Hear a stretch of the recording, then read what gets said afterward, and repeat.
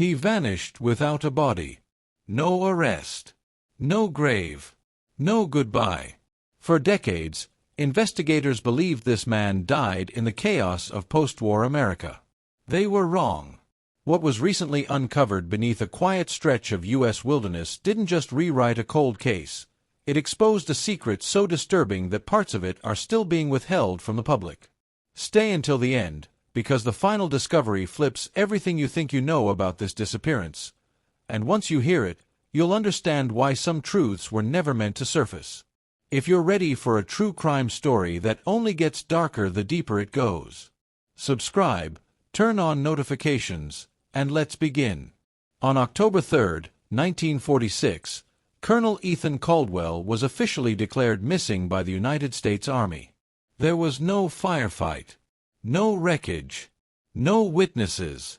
Just an abandoned government sedan discovered on the edge of the Allegheny National Forest in Pennsylvania, its engine cold, driver's door open, and personal effects still inside.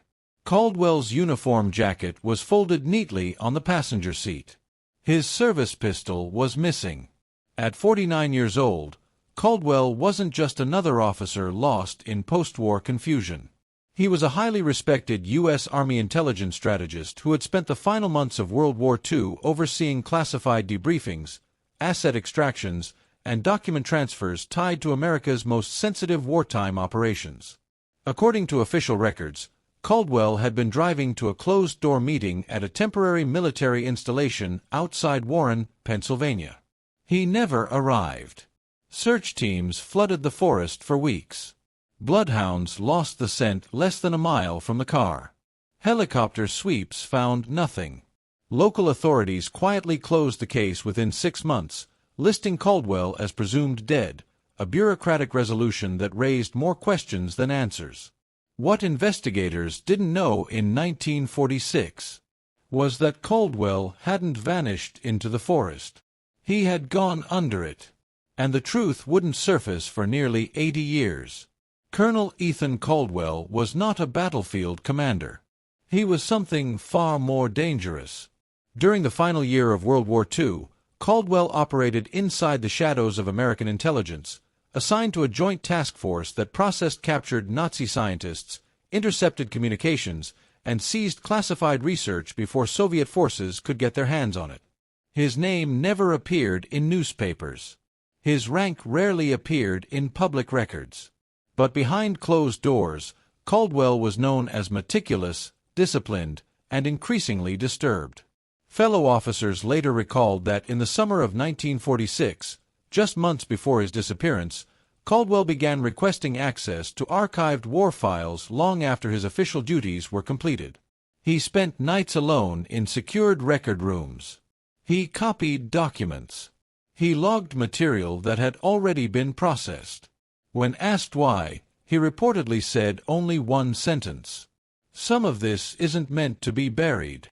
3 weeks before he vanished, Caldwell withdrew a large amount of cash from a military credit account. Construction materials were discreetly purchased through civilian contractors in rural Pennsylvania, all paid in cash. No official project was ever linked to those supplies.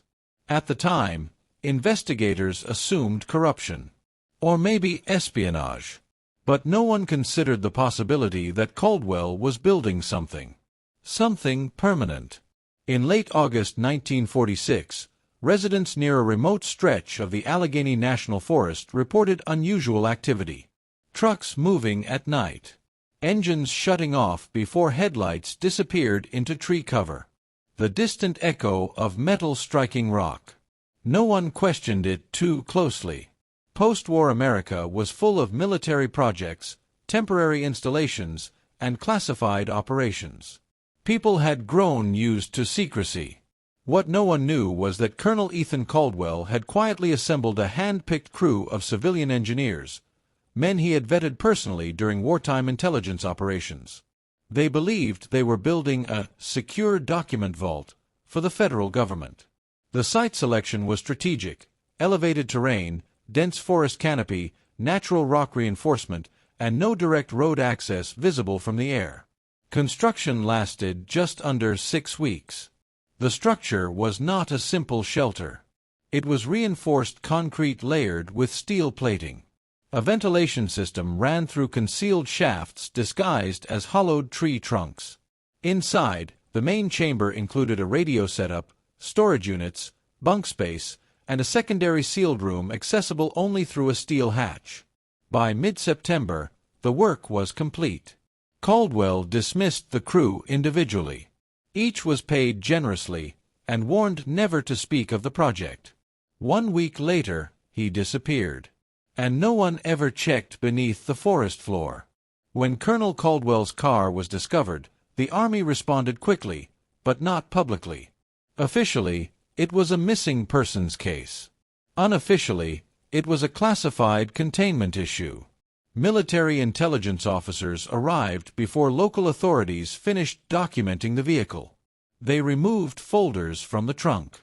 They confiscated a leather briefcase from the back seat. No inventory list was ever released. Search teams combed the forest for nearly 3 weeks. Tracking dogs picked up Caldwell's scent heading north from the car, then abruptly lost it near a steep ridge overlooking a ravine. There were no drag marks, no signs of struggle, no footprints leading back. A theory began circulating internally: defection. In 1946, Cold War tensions were escalating fast.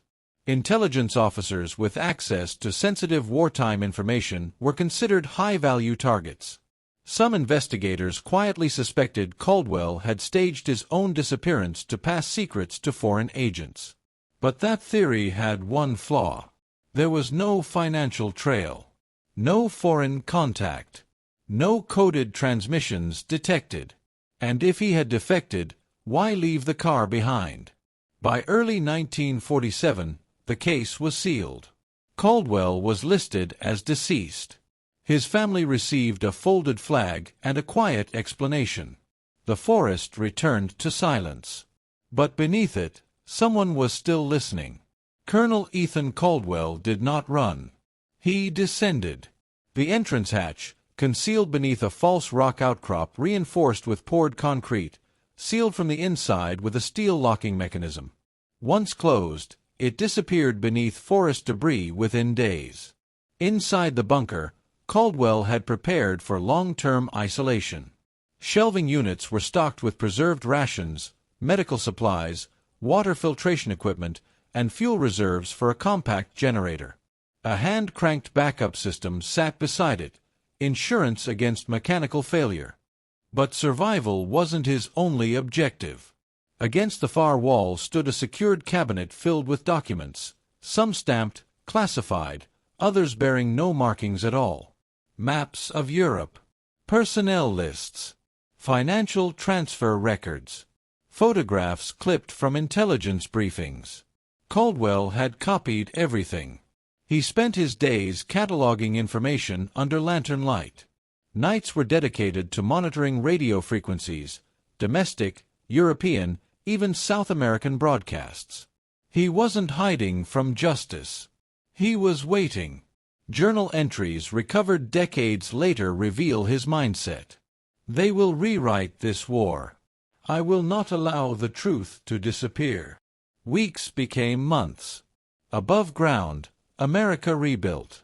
Below ground, Caldwell listened, tracking war crime trials, political appointments, and the quiet integration of former enemies into American programs. He had expected outrage. Instead, he heard silence. And that silence changed him. By 1948, Caldwell's isolation had evolved into something more deliberate. Recovered radio logs show that he wasn't just listening. He was transmitting.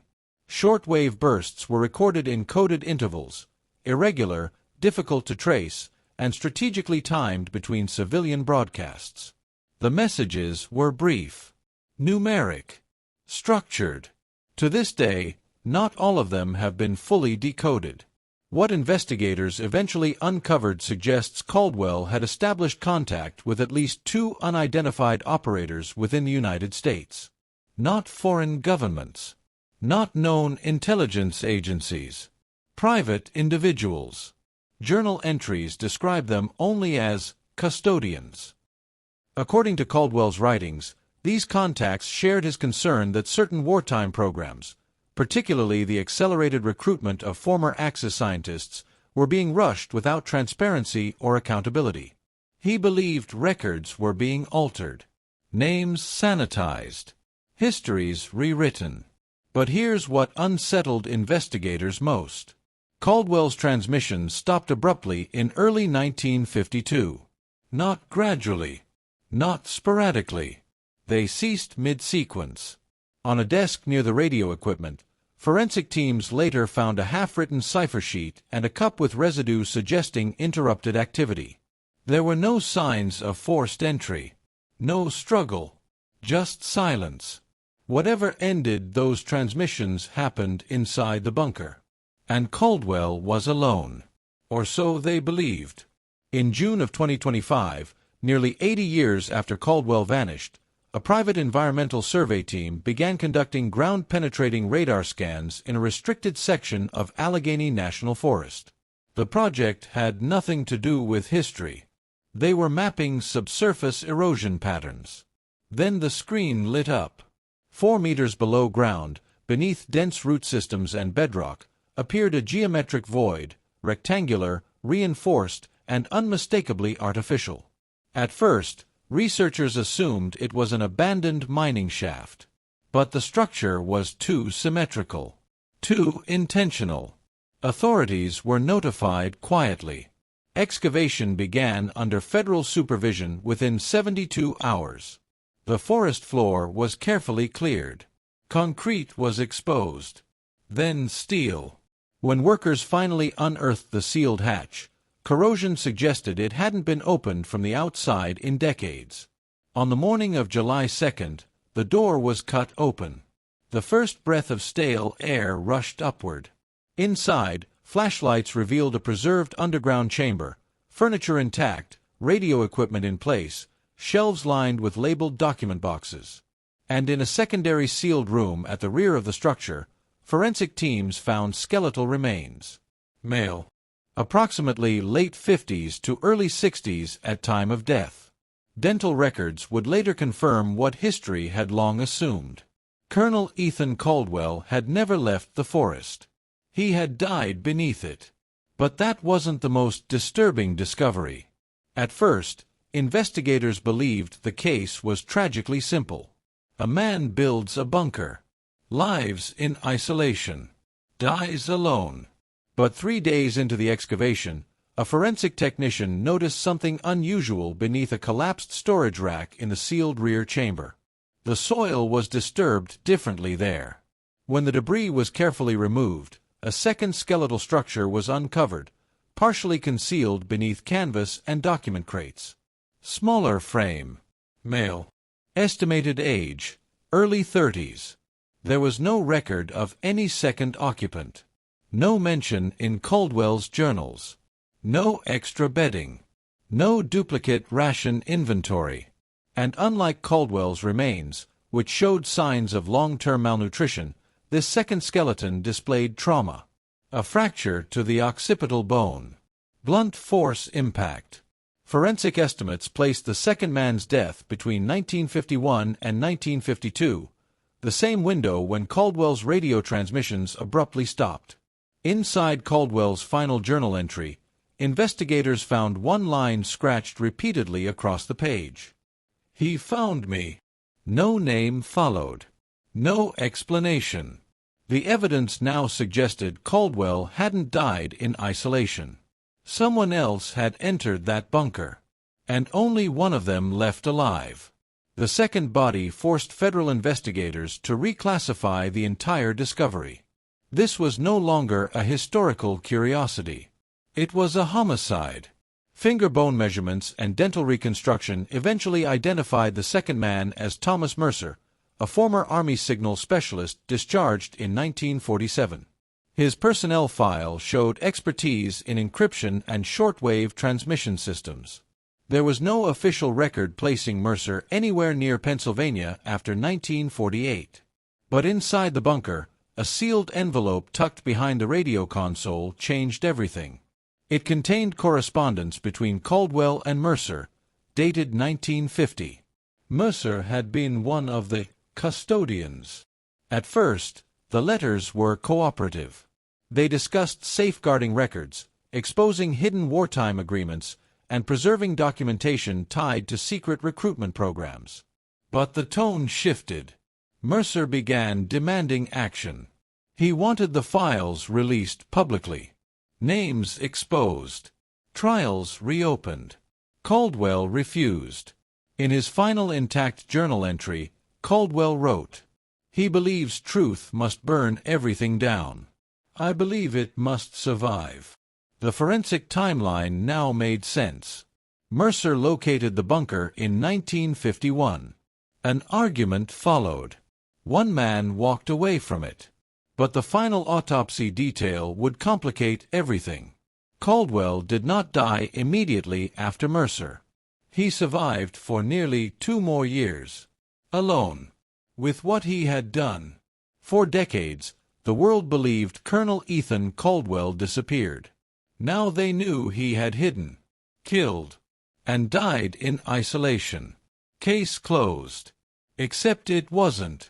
During final cataloging of the bunker's document archive, a junior analyst noticed something subtle inside Caldwell's indexed files, a signature that didn't match.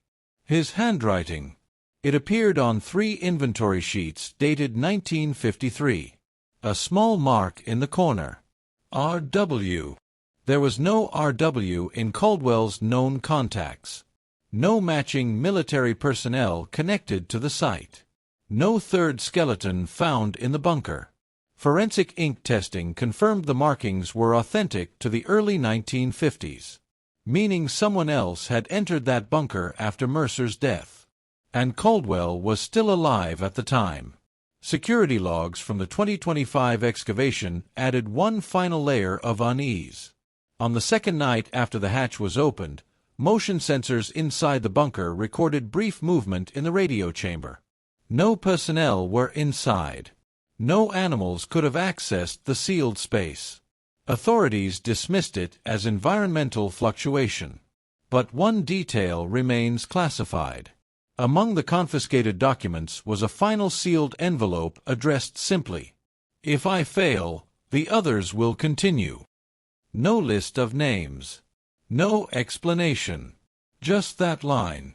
And to this day, no one can confirm whether Caldwell's network truly ended beneath that forest, or if someone else is still preserving the silence. Colonel Ethan Caldwell disappeared beneath a forest.